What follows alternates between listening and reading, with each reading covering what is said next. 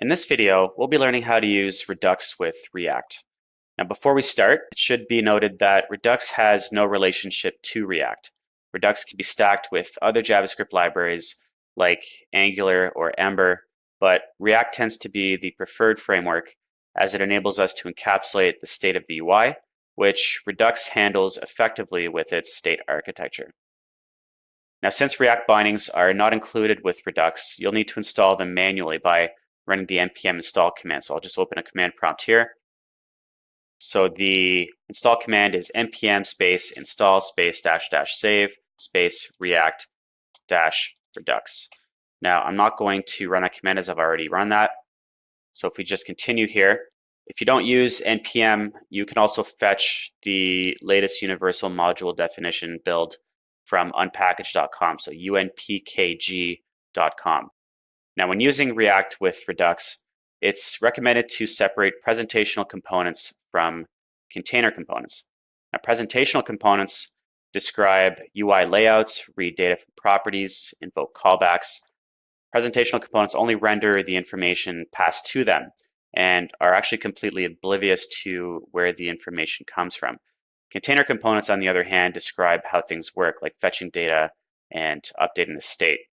So we're going to take a look at a React component that I have here. So I have an existing project with a component called employee, which extends the React component class. Now, the component's render function returns a React element using JSX to render the properties passed into this component. Now, of particular interest here is the button element in the JSX expression. The button element has an on-click event that has an event handler which essentially invokes a function called promote, which dispatches an action. Now, remember, actions in Redux are payloads of information that send data from our application to our store, which is the single source of truth. The next step is to tie our presentational component to Redux by creating a container component, which is really just a React component that calls store.subscribe to read the Redux state and pass props to the component it renders. So I have a class here called employee container, which again extends the React component. It is in my containers directory. Now, when generating a container component, it's recommended to use the connect function, like you can see down here, from the Redux library, which optimizes rendering. Now, in order to use the connect function, we need to declare a function called map state to props, which instructs the components as to how to map the Redux store into the props or properties we want to pass to our presentational component. Now, you'll notice that the map state to props function is actually an arrow function. Arrow functions are unique in ES6 and have shorter syntax than a function expression and do not bind its own this, arguments, super, or new.target.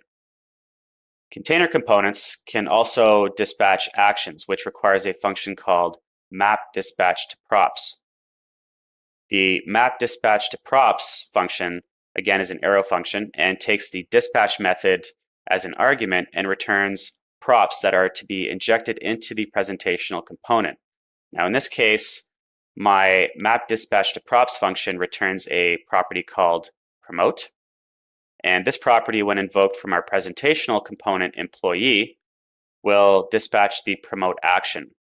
And that is how you manage state in a React application using Redux.